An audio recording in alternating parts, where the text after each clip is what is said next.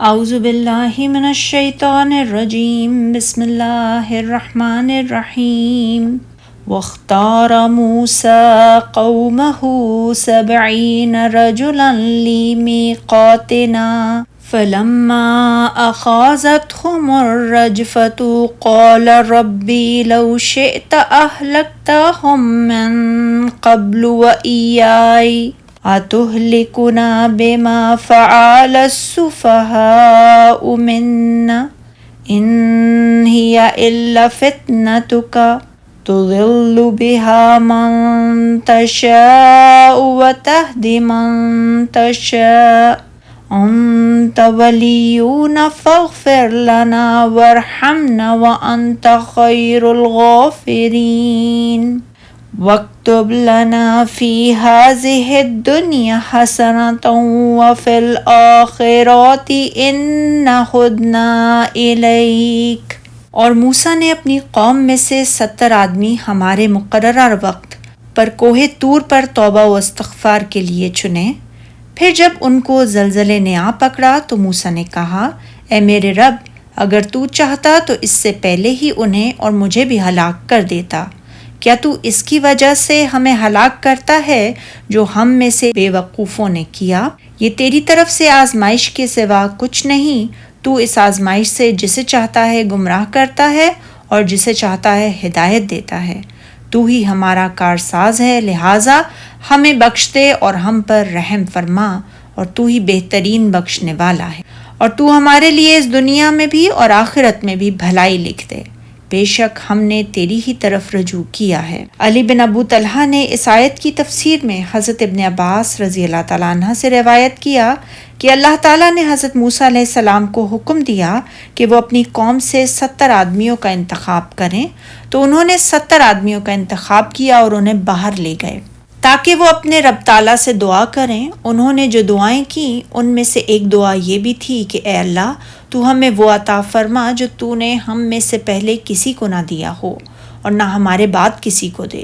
اللہ تعالیٰ نے ان کی اس دعا کو ناپسند کیا اور انہیں زلزلے نے آ پکڑا، تو موسیٰ نے عرض کی، اے میرے پروردگار، اگر تو چاہتا تو ان کو اور مجھ کو پہلے ہی ہلاک کر دیتا۔ صدی نے لکھا ہے کہ اللہ تعالیٰ نے موسیٰ علیہ السلام کو حکم دیا کہ وہ بنی اسرائیل کے کچھ آدمیوں کو لے کر آئیں تاکہ وہ بچھڑے کی عبادت کرنے کی وجہ سے معذرت کریں، اور اس سلسلے میں وقت کا تعین بھی کر دیا گیا۔ اور موسیٰ نے اپنی قوم کے 70 آدمی منتخب کر کے کوہ طور پر حاضر کیے تاکہ وہ معذرت کریں، لیکن جب وہ مقررہ جگہ پر آئے تو کہنے لگے۔ سورہ بقرہ میں اللہ تعالیٰ نے ارشاد فرمایا، موسیٰ، جب تک ہم اللہ کو سامنے نہ دیکھ لیں گے تم پر ہرگز ایمان نہیں لائیں گے۔ تو نے اللہ تعالیٰ سے کلام کیا ہے، لہٰذا تو ہمیں اسے دکھا بھی دے۔ اور فرمایا سورہ نساء میں، تو انہیں بجلی نے آ پکڑا جس سے وہ سب مر گئے، تو موسیٰ علیہ السلام نے رونا اور اللہ تعالیٰ سے دعا کرنا شروع کر دی اور عرض کی، اے اللہ، تو نے بنی اسرائیل کے بہترین لوگوں کو ہلاک کر دیا ہے، ملاقات کے وقت میں انہیں کیا منہ دکھاؤں گا؟ اے میرے پروردگار، اگر تو چاہتا تو ان کو اور مجھ کو پہلے ہی سے ہلاک کر دیتا۔ محمد بن اسحاق نے لکھا ہے کہ موسیٰ علیہ السلام نے اپنی قوم کے اچھے 70 آدمیوں کا انتخاب کیا اور ان سے کہا، اللہ کے پاس چلو، تم نے جو کچھ کیا ہے اس سے اس کے جناب میں توبہ کرو، اور اپنی قوم کے ان باقی لوگوں کی طرف سے بھی توبہ کرو جنہیں اپنے پیچھے چھوڑ آئے ہو۔ روزے رکھو، طہارت و پاکیزگی اختیار کرو، کپڑوں کو بھی پاک صاف کرو۔ تو موسیٰ علیہ السلام اللہ تعالیٰ کی طرف سے مقرر کی ہوئی میعاد کے مطابق انہیں لے کر طور سینا پر چلے گئے۔ اس پہاڑ پر موسیٰ علیہ السلام اللہ تعالیٰ کی اجازت ہی سے آیا کرتے تھے۔ ان 70 آدمیوں نے اسی طرح کیا جیسا کہ موسیٰ علیہ السلام نے انہیں حکم دیا تھا۔ پھر وہ اللہ تعالیٰ کی ملاقات کے لیے موسیٰ علیہ السلام کے ساتھ کوہ طور پر چلے گئے، تو وہاں جا کر موسیٰ علیہ السلام سے کہنے لگے کہ دعا کرو کہ ہم بھی اپنے رب کے کلام کو سن سکیں۔ موسیٰ علیہ السلام نے فرمایا، ٹھیک ہے، میں دعا کرتا ہوں۔ جب موسیٰ علیہ السلام پہاڑ کے قریب ہوئے تو پہاڑ پر ایک بادل آ گیا اور وہ سارے پہاڑ پر چھا گیا، تو موسیٰ علیہ السلام اس میں داخل ہو گئے اور انہوں نے ان لوگوں سے کہا کہ تم بھی قریب آ جاؤ۔ موسیٰ علیہ السلام سے اللہ تعالیٰ جب کلام فرماتا تو موسیٰ کی پیشانی پر ایک ایسا نور چمکنے لگتا تھا جسے کوئی بھی انسان دیکھنے کی تاب نہیں رکھتا تھا۔ اس لیے اللہ تعالیٰ نے انہیں پس پردہ کر دیا۔ قوم کے لوگ بھی قریب آ گئے، حتیٰ کہ جب وہ اس بادل میں داخل ہو گئے اور سجدے میں گر گئے تو انہوں نے اللہ تعالیٰ کو موسیٰ علیہ السلام سے کلام فرماتے ہوئے سنا کہ اللہ تعالیٰ نے موسیٰ کو حکم دیا کہ یہ کام کرو اور یہ کام نہ کرو۔ جب اس سے فارغ ہو گئے تو یہ بادل چھٹ گیا اور موسیٰ علیہ السلام ان کی طرف متوجہ ہوئے تو یہ کہنے لگے، موسیٰ علیہ السلام جب تک ہم اللہ کو سامنے نہ دیکھ لیں گے تم پر ایمان نہیں لائیں گے۔ تو اس وقت انہیں زلزلے نے آ پکڑا اور یہی صاعقہ بجلی ہے، تو ان کی روحیں قبض کر لی گئیں اور یہ سب کے سب مر گئے۔ تو موسیٰ علیہ السلام نے نہایت الحاح و زاری کے ساتھ دعا کرتے ہوئے بارگاہ الہی میں عرض کی، اے میرے پروردگار، اگر تو چاہتا تو ان کو اور مجھ کو پہلے ہی ہلاک کر دیتا۔ یہ لوگ تو بے وقوف ہیں، اور جو بنی اسرائیل میرے پیچھے رہ گئے ہیں، کیا تو انہیں بھی ہلاک کر دے گا؟ حضرت ابن عباس رضی اللہ تعالیٰ عنہ، قتادہ اور ابن جریر فرماتے ہیں کہ وہ زلزلے کی گرفت میں اس لیے آئے تھے کہ انہوں نے اپنی قوم کو بچھڑے کی پوجا سے منع نہیں کیا تھا۔ اس کی تائید موسیٰ علیہ السلام کے اس قول سے بھی ہوتی ہے، کیا تو اس فعل کی سزا میں جو ہم میں سے بے عقل لوگوں نے کیا ہے ہلاک کر دے گا؟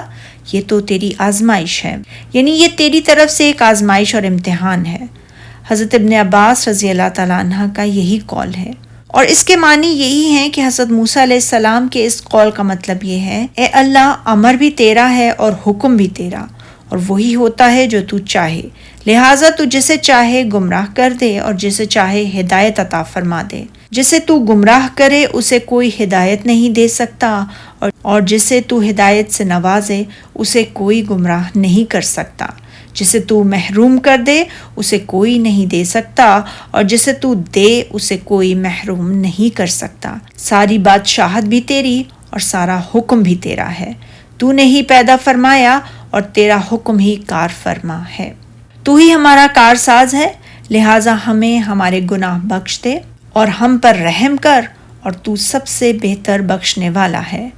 غفر کے معنی پردہ پوشی کرنے اور گناہ کی وجہ سے مواخذہ نہ کرنے کے ہوتے ہیں۔ مغفرت کے ساتھ جب رحمت کو بھی ملا دیا جائے تو اس سے مراد یہ ہوتی ہے کہ وہ مستقبل میں اس طرح کے گناہ میں مبتلا نہ کرے، اور تو سب سے بہتر بخشنے والا ہے، یعنی گناہوں کو صرف تو ہی بخش سکتا ہے، اور ہمارے لیے اس دنیا میں بھی بھلائی لکھ دے اور آخرت میں بھی۔